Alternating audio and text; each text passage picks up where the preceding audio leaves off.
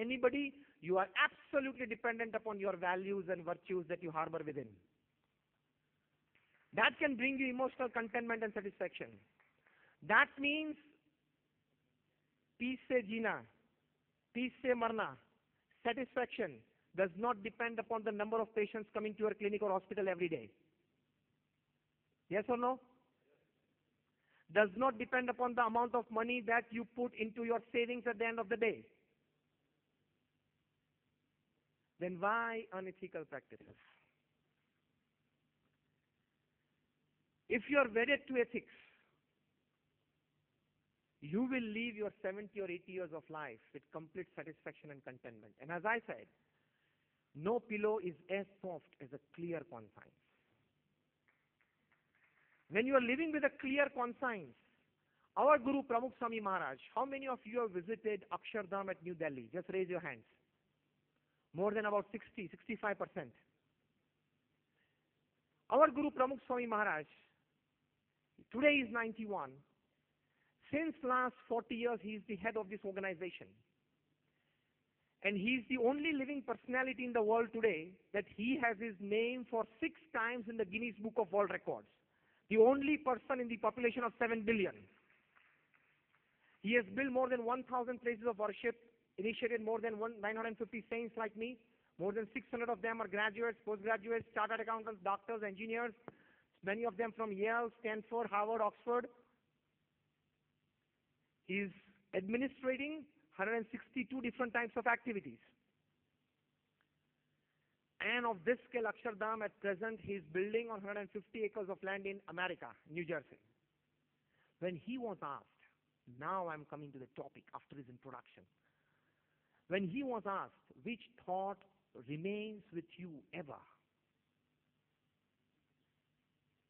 After his 60 years of public life, meeting more than 200 people every day, personally, empathically listening to them. Today, at the age of 91, he answers 70 to 80 letters a day. I give you a free choice in the audience. You write a letter to Pramukh Swami Maharaj, Akshardham, Delhi, and you will get the reply within 10 days. Him personally replying you at the age of 91. He's so much close to the people. When he was asked this question, he said, that I will answer afterwards. But the thought that has never entered my mind, I would like to share that first. That was more interesting for everybody. And then he said, the thought of hurting anybody, physically, mentally, or emotionally, has never entered my mind and my heart. This is total ethical living. Pramukh Swami Maharaj has lived with this principle. He has lived with these feelings for the society and the individual since years, since decades. That is called ethics. In 1987, when we had the drought in Gujarat, cattle were dying on the streets and in the fields. We, in our organization, we had started 4 cattle camps in Gujarat, sheltering about 12,000 cattle. More than 250 saints, we were in the service of cattle in 1987. Pramukh Swami Maharaj was in Mumbai. A gentleman approached him and said, this is 1 lakh rupees check from my side as donation for your cattle camps. Pramukh Swami caught hold of his hand and said, thank you very much that you're offering your donation for such a good activity. But I have a humble request for you. And the gentleman said, yes, Swamiji. And Pramukh Swami Maharaj said, just 2 days back, I have received a letter from an organization in a small village called Gadhra near Bhavnagar district of Gujarat state. They are also running a cattle camp housing about 2,000 cattle. They are running short of money and short of fodder. So I request you to send this check to them. I'll give you the address. And the gentleman was stunned. He said, Swamiji, for the first time in my life, I have donated at various places, numerous times. I've never seen or never come across a person who himself is living on charity, a person who is doing all his activities and running his organization on charity. He requesting me when I'm coming with a check, and a rupees 1 lakh check 25 years back, Not today. Even today it is a good money. At that time it was huge money. Requesting me to donate somewhere else when you yourself you're running your activities on charity. But Swamiji, I don't know that organization. I don't know those people. Swamiji said that you know me? He said, yes, Swamiji. I know you since 20 years. I know your activities since 20 years. Then Swamiji said, keep faith in me. I know that organization. The trustees, I know them personally. They are good people. They are running the cattle camp very ethically. I think you should donate it. And he handed over the check back to the gentleman. This is called ethics in professionalism. By unethical practice, I tell you one thing. I want to ask a question to all the doctors present here. By all the unethical practices, if you go into, if all the patients of your field, just of the city of Jaipur, come to your clinic and queue up in the morning, will you be able to handle them? In short, you can't drink the sea. Can you drink the river? Jitendra, can you drink the river? Can you drink the lake? Can you drink the pond? Can you drink the whole bucket at a time? You can drink only 1 or 2 glasses at a time. By all the unethical practice, do you want all the patients of Jaipur to come to your door in the morning? And if they start queuing up, what will happen with you? You will need a psychiatrist.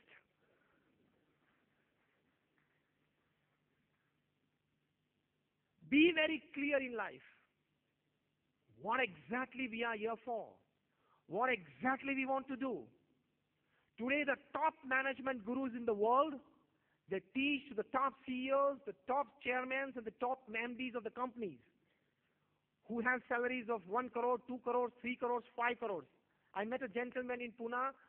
He earns 15 crore rupees a month as his salary, or year, 15 crore package. Top management gurus who charge more than $1 lakh for 1 hour of talk. Principally, they're teaching what? More and more people, we are focusing on what to do. Isn't it? I need to do this. I need to do that. Tomorrow morning, I need to do this. We are focusing more and more on what to do. The time today now has come that we need to focus more on what not to do. What to do can raise your levels every day. I need to do this, I'll do this. You did that, you raise your level. I need to do this, you did that, you raise your level. What to do will raise your level every day. But if you skipped once in your life what not to do, all those levels can come down to 0 within a fraction of a second. And again, you may be the IMF chief or McKinsey director, or even the spokesman of a big political party. You may be anybody. You miss ethics, you miss character, and within seconds you can be down. So ethics are very important. They are a foundation. We are sitting in this huge auditorium. Fine cushions, pushback seats, air-conditioned hall, fine carpet, and a good audience. But the existence of everything that I described depends upon something beneath the earth. And that is called, I want the exact word from the audience. Yes, somebody from this side? Foundation. जिसको हम आधार बोलते हैं. All that you are seeing, you are enjoying, you are experiencing because of something which you don't see, which you don't know, which you don't even remember even once in this 3-hour seminar or 2 days conference. And that is the foundation of this auditorium. In the same way, all our practices, all our habits, all our day-to-day happenings, everything depends upon some foundation, like this auditorium. And that foundation is ethics. I'm given a time. How much is the time?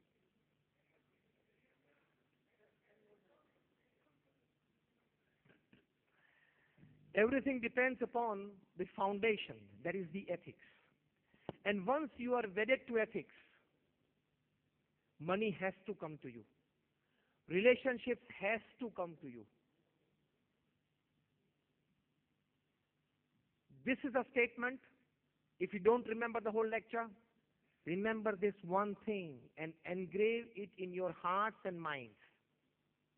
Don't run after money, don't run after fame, don't run after power. Just get wedded to ethics. Money, power, fame are the servants of ethics. They have to come. Money, power, fame, and luxuries, they are the servants of ethics. You keep ethics and they have to come to you. So remain wedded to ethics is the most important job of any professionalism, and you enjoy a much, much, much better life. Another kind of ethic that a professional needs is one kind of an attitude when it comes to medical practice. Okay, just 5 minutes. 5 minutes. Thank you. Sorry. Doesn't matter. One kind of attitude that you need especially in medical practice. I want to cure my patient at any cost. Today when he has come to me, I want to cure him. Every patient you take in as your family member. A lady at your clinic, she is either your mother, your sister, or your daughter. A gentleman at your place is your father, your brother, or your son. So first look at him from that point of view. As you take care of your family member, you take care of the patient. That is a different bonding. That is another good ethics. Because my time is shortened to more than half, I'm not elaborating the points, I'm just giving you some hints of the points. This is the third kind of ethics that you need in your profession. Another most important ethic that you need, how do you start your prescription? What is the first thing that you ink down on your prescription? R, X. What does that mean? It is a Greek word praying to God, thou take care. Whatever you will inspire, I'll prescribe, but you will take care. I think, as good as the sadhus, the doctors should be the first community to believe and have faith in God. If doctors, they don't believe and have faith in God, I don't think they have studied their profession or their academics properly. It's a different topic. I'll elaborate it someday. When you see the miracles of this human body, you all know anatomy more than me. You see that only God can create it. If you have faith and you pray for each and every patient, prayer has its power. You read the book of Dr. Bernie Siegel, Love, Peace and Healing. I suggest to all the medical practitioners. Love, Peace and Healing by Dr. Bernie Siegel. And he has given live examples, not just theories. Live examples and presented them on prime-time American TV. A gentleman had got his hand under the moving automobile. It got crushed. And you know how many bones in this palm?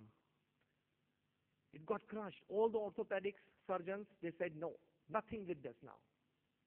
He would sit in his house, just pray to God and say, God is coming in the form of a doctor to my house and he's operating my first finger. He would feel the pain and put a band-aid around it that he has operated. Now the doctor has said that it will go right after 10 days. By such 100 or 120 days of meditation and healing, he could lift 40 kgs with that hand. I don't mean to say that you don't take or prescribe a medicine. It is first and foremost. Even when I get sick, I take medicines. But it should be blended with prayers. It works. I read a real life story in Reader's Digest many years back. that at the cash counter in the Bank of America branch in New York, near Manhattan,